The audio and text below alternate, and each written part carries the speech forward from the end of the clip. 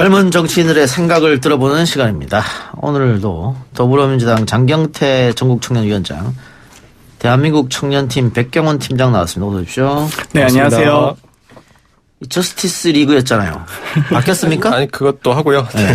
대한민국 청년팀도 하고 있습니다. 아, 저스티스 리그도 있고 대한민국 청년팀도 있고. 네네. 어떤 거예요, 대한민국 청년팀은? 이건 이제 범보수 진영의 30대, 40대 그룹이 모여서 만든 플랫폼이고요. 한 두 가지 정도 미션을 가지고 있습니다. 하나는 국민을 닮은 정치, 공급자가 아닌 수급자 위치에서 필요한 정치 담론을 이야기할 것 같고, 또 다른 하나는 이 남원정 이후로 끊긴 범보수 진영의 소장파 역할을 하고자 합니다. 아, 그럼 자유한국당 자체에서 만든 게 아니네요. 예, 자체에서 만든 건 아닙니다. 예. 물론 당원분들이 많이 계신데요. 네. 예. 남원정 소신파 필요할 거라고 봅니다. 네. 지금 예를 들면은 지금 황교안 자유한국당 대표의 장애투쟁, 분명히 당내에서도 이건 아니지 않아 판단하는 분들도 계시거든요. 그런데 아무도 얘기를 안 하고 있으니까 그런 우리 저 백경원 팀장 같은 사람이 다른 의견도 조금 전달하는 필요가 있지 않을까 그렇게 생각하네요. 알겠습니다. 근데 오늘 두 분이 약속이라도 하던 목도리를 메고 왔는데 장경태 위원장은 파란색, 백경원 팀장은 빨간색이에요. 당색 상징색을 하고 왔어요. 저는 네. 뭐 이유가 있어요? 크리스마스라. 그렇군요. 알겠습니다. 네. 예. 그 벗으셔도 됩니다. 더우면. 네. 예, 파란색, 빨간색. 예. 자, 대한민국 청년팀 출범식에 황교안 대표가 참석했었네요. 여기에서 질문이 청년들과 소통이 부족한 거 아니냐 이런 질문이 나왔다고 하는데 황 대표의 답변은 어떤 거였습니까? 이게 뭐 나는 이제 퍼펙트한 청년 지도자가 될 것으로 생각을 했는데 이제 나중에 보니까 좀 실수가 많았다고 네, 쿨하게 인정하실 것 같습니다. 예. 장경태 위원장은 이 말 어떻게 들었습니까? 저는 일단 범보수 진영의 청년팀이 모였다는 것에 대해서 정말 응원해 드리고 싶고요. 또 그만큼 또 자유한국당에 있는 청년들도 황교안 대표의 리더십에 대해서 답답함을 느끼고 있는 것이 아닌가 하는 생각이 들고요. 아마 이 황교안 대표께서 교회에서 10년 동안 청년들과 지냈음에도 불구하고 또 퍼펙트한 본인이 스스로 청년 지도자라고 될 수 있다고 자평하셨었는데 또 실수가 많았다는 표현에서 사실 잘못을 인정하기보다는 조금 더 노력하시는 모습, 좀 더 다가가는 모습이 보여졌으면 좋겠다는 기대를 하고 싶고요. 어찌되었건 이 대한민국 청년팀이 만들어지셨으니까 더 많은 쓴소리 하셨으면 좋겠습니다. 장경태 위원장은 황교안 대표가 주도하는 장애투쟁 이번에 뭐 폭력 양상도 있었는데 어떻게 보고 있어요? 사실 이제 국회에서의 협상, 논의 과정, 그리고 서로의 존중과 대화는 사라졌다라고 볼 수 있고요.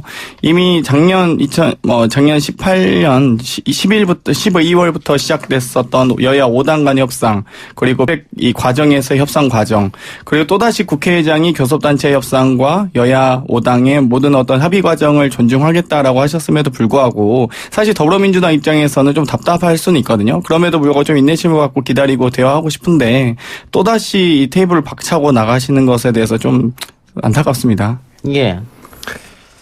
백 팀장은?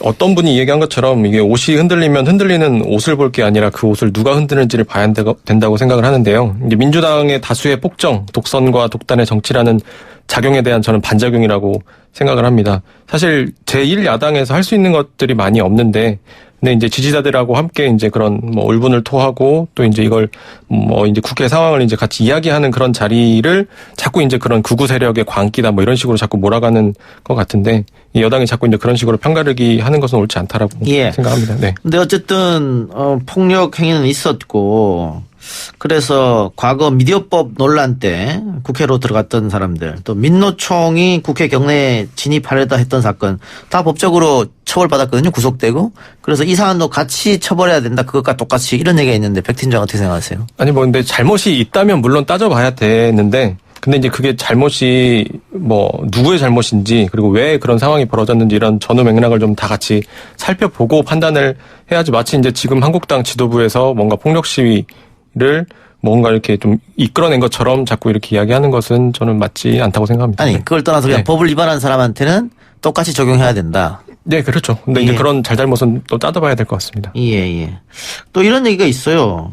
이렇게 시위를 하는 거에 대해서 아까 태극기 부대 얘기도 잠깐 나왔습니다마는 소수 집도키만 잡으려는 전략이 아니냐. 중도층이 이렇게 해서 잡히겠느냐. 정무적 판단이 좀 부족하다. 황 대표가. 여기 이런 얘기에 대해서는 어떤 생각 갖고 있습니까? 근데 오늘 방금까지 이야기 나눴던 그런 주제들이 사실 이제 한국당에서 뭘 해서가 아니라 지금 이제 국회 여러 가지 그런 상황 속에서 이제 한국당에 비춰지는 모습들이 이제 그렇게 비춰지는 것 같은데 이런 국정이 파탄나고 있는 그런 상황 속에서 뭐 지금 산토끼, 뭐 집토끼 이렇게 찾을 수 있는 그런 여유로운 상황은 아닌 것 같고 이 지금 현재 상황을 국민들께 오롯이 알리고 잘못된 부분들을 바로 잡고 정도를 향해 가는 것이 저는 필요하다고 생각을 합니다. 네. 선거 때문에 계산할 그런 때는 아니다. 네, 맞습니다. 예, 알겠습니다. 장희태 위원장, 지금 4+1 협의체가 계속해서 가동됐었는데 민주당이 그동안 했던 약속을 다 뒤집는 바람에 4+1이 멈춰졌습니다. 그리고 3+1만 돌아가고 있는데 3+1에서 마지막으로 최종안을 제시했는데 그것도 민주당에서 못 받겠다 했단 말이죠. 이렇게 민주당이 말을 바꾼 이유는 뭐예요? 저는 일단 황교안 대표 장애투쟁 조금 말씀드리고 싶은데요. 네, 다시 질문 드릴게요. 네, 알겠습니다. 일단은 3+1이 이제 민주당에서 사실 파기한 적은 없습니다. 어찌되었건 지금 캡과 이 척폐율 제도를 지금 주장하면서 거기에 대한 합의안을 제시했는데요. 예. 저희가 분명히 4+1에서 얘기했을 때는 자유한국당이 수용 가능한 안을 좀 만들어보자, 찾아보자 이런 제안들이었거든요. 그래서 예를 들면은 250대 51 때도 25대 25 연동률을 50%로 하는 것들을 저희가 제안을 했었고 거기에 대해서 뭐 반대할 수도 있고 자유한국당은 전혀 논의에 이제 참여하지 않고 있기 때문에 자유한국당의 의사도 뭔지 모르겠어요. 어찌되었건 이 3+1에서 캡을 씌우는데 30석을 가지고 캡을 씌우고 있고요. 그러니까 전체 비례의석이 50석이라고 봤을 때 캡을 30석으로 씌운다든지 석패율 제도를 하는데 뭐 49대 51로 뭐 정말 49% 정도의 국민들이 지지한 정말 아쉽게 떨어진 분을 뭐 구제하는 이런 방안이 아니라 당에서 지명한 당에서 추천하는 분을 석패율제로 한다든지 이런 식으로 약간 전혀 민의가 전달되지 않는 방식으로 선거제 개혁을 안을 가지고 온다면 사실 민주당 입장에서는 정말 이 역사를 저희가 혁신하고 좀 앞으로 발전시키기 위해서 이 선거제 개혁을 추진하고 있는 것이지 정말 중진들을 도와주거나 어떤 지역에서 절대 살아남을 수 없는 사람이 이런 비례 연동제를 통해서 살아남기 위한 어떤 통로를 만들어주기 위해서 지금 선거제 개혁을 하고 있는 것이 아니거든요. 그렇기 때문에 저희는 조금 더 이 3+1 그러니까 다른 야당도 마찬가지고요. 지금 제1야당인 자유한국당도 마찬가지고 정말 국민들의 민의가 잘 전달될 수 있는 선거제도가 무엇인지를 두 양측에서 좀 합의했으면 좋겠다. 예. 민주당 좀 중간에 껴 있습니다. 너무 안타깝게. 민주당이 말을 바꾼 것은 아니다. 그렇게 제가 듣겠습니다. 자유한국당은 어때요? 지금 민주당에서 이야기하는 것처럼 아니 왜 협의를 하지 않고 저렇게 밖으로만 나가냐. 와서 뭐 얘기를 해야 될 거 아니냐 이런 주장이거든요. 근데 이제 사실 이런 상황을 주도한 거는 저는 국정의 키를 쥐고 있는 민주당이라고 생각을. 뭐 최종 책임은 예, 집권 여당이 있겠죠. 예. 네, 맞습니다. 그렇게 있다고 생각을 하고 다만 이제 저는 일단 뭐 한국당 안에도 이제 나름의 안이 있고 현상 유지든 270석이든 그걸 하자는 것도 하나의 안입니다. 근데 그거에 대해서 이제 사실 그런 협상의 테이블은 마련되지 않고 자꾸 4+1에서 이야기되는 그 안을 중심으로 자꾸 이야기가 되다 보니까 그러면 이 기울어진 운동장 말고 제대로 된 지금 운동장 안에서 한번 같이 이야기를 나눠보자라고 자꾸 이야기를 하는데 이제 그게 자꾸 어긋나는 것 같습니다. 예. 그래서 황교안 대표가 여의도식 정치에 아직 익숙하지 않은 거 아니냐. 그래서 무조건 장애투쟁을 하려고 하는 거 아니냐. 이런 얘기 있거든요. 아까 얘기하려던 거 해보세요. 네네. 그러니까 사실 이제 어찌되건 자유한국당이 좀 더 협상의 테이블에 앉았으면 좋겠다는 겁니다. 예. 예를 들면 인사청문회 과정이라든지 예산안이라든지 이번에 패스트트랙 전국에서도 자꾸 동물국회로 물리력을 한다든지요. 그러니까 소위 말해서 2009년 지금 미디어법 사례를 말씀하셨는데요. 미디어법 통과될 당시에 2009년 7월로 기억하는데 그때 당시에 국회의장의 직권상정 권한이 있을 때입니다. 그리고 자유한국당의 의석이 과반을 확보한 상황이었기 때문에 일방적으로 무리하게 정말 전혀 대화 타협 없이 통과되는 것에 대해서 당시 야당이었던 민주당이 거기에 대한 반대 토론을 신청했음에도 불구하고 거기에 대해서 묵살하면서 추진하셨던 것들이 있고요. 심지어 그때 당시에 자유한국당, 그 당시 한나라당 국회의장은 방어권을 발동했었습니다. 국회 본청에 바리케이트를 쳤고요. 모든 국회의원과 당자들, 모든 보좌진들을 다 물리력을 사용해서 내쫓았거든요. 예. 그리고 주목질까지 했었던 것들이 기억이 납니다. 뭐 최근에 국회 선진분화법 이후에는 민주노총이 정말 국회에 진입했을 때도 정말 강력하게 그 폭력 시위와 사태를 규탄하면서 검찰이 지금 4년의 구형을 하지 않았습니까? 그럼 똑같이 지금 이 태극기 부대 분들에게 4년 구형을 똑같이 적용했을 것인지 저희도 좀 지켜보고 있겠고요. 알겠습니다. 오늘 갑작스럽게 이정현 의원 인터뷰가 잡혔어서 오늘 평상시보다는 시간이 많이 줄었어요. 그러니까 토론할 거리는 많은데 줄었기 때문에 그 정도로 합시다. 그 정도로 하고 하나만 더 해볼 수밖에 없겠네요. 시간상.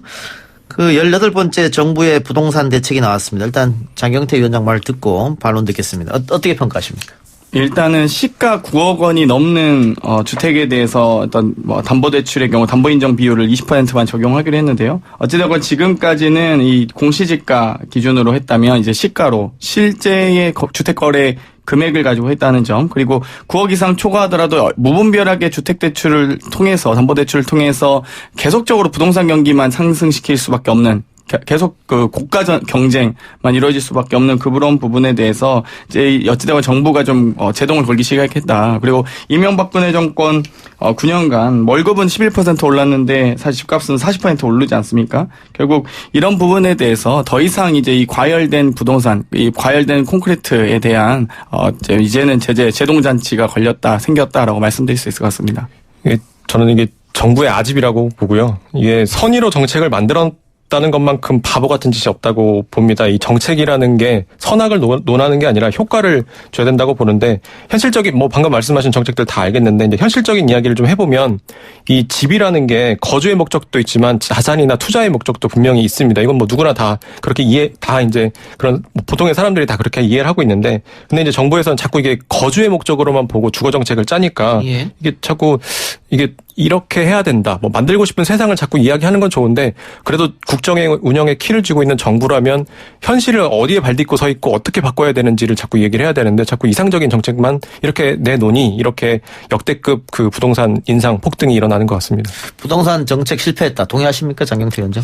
아직 이제 조정 국면이라고 보고요. 그동안 이제 계속적으로 이 국민들에게 은행 대출을 받으면서 부동산을 소유하게끔 조장했던 측면이 있잖아요. 그 전 정권에서. 어찌되었건 지금 부동산 소유한 국민이 어디 있습니까? 다 은행이 소유하고 있지. 이 부분에 대해서 지금 3가지, 4가지 정도의 지금 좀 설명을 좀 시간이 있으면 드리고 싶은데, 어찌되었건 시가 9억 원 이상의 주택에 대해서 담보 비율을 조정하는 겁니다. 그러면 9억 이하의 국민들은 피해를 안 받는 대책과 정책이기 때문에 이 부분에 대해서 조금 더 9억 이상의 국민들을 고려하신다면 당연히 그 부분도 존중할 수 있습니다만, 지금 당장 부동산 경기가 마치 얼어붙을 것처럼 얘기하시기보다는 과연 이렇게 계속적으로 부동산 경기가 자꾸만 팽창하고 은행의 담보대출로 자꾸 국민들이 빚만 늘어가는 이 상황 자체를 좀 더 우려 섞인 시선으로 바라봐 주셨으면 좋겠습니다. 이게 일부에 대한 규제다라고 말씀을 하셨는데, 저는 결국에는 풍선 효과가 나타날 수밖에 없다고 보고, 이게 청개구리 집값이 될 수밖에 없다. 이게 자꾸 잡으려고 하면 할수록 더 오를 수밖에 없지 않나 싶습니다. 그럼 어떻게 시장 경제에 맡겨야 됩니까? 예, 시장에 일단 맡기고 정부는 보완하는 역할을 해야지 자꾸 이게 쥐고 흔들려고 해서는 안 된다고 생각합니다. 예. 근데 보수 정권에서도 시장에 오로지 맡긴 건 아니잖아요. 빚을 내서 집을 사라든가 어떤 정책적 정부라면 어떤 정책이든 내야 되는 거 아니겠습니까? 예, 맞습니다. 맞는데, 근데 그래도 기본적인 큰 방향은 이 공급과 수급을 선순환 되게끔 주택을 유연화하는 방향에서 정책을 짜고 시장을 보완하는 방향에서 짜는 것이 이 큰 틀에서는 저는 그게 맞다고 생각하지, 자꾸 이렇게 그럼 쥐고 흔드는 건 아니라고 백 팀장은 정부가 18번째 대책을 내놔도 집값을 잡는 것은 쉽지 않을 것이다 이렇게 판단하는 거네요? 네, 맞습니다. 예, 알겠습니다. 두 분 말씀 여기까지 듣고요. 다음 주에 좀 길게 합시다. 네. 수고하셨습니다. 네, 감사합니다.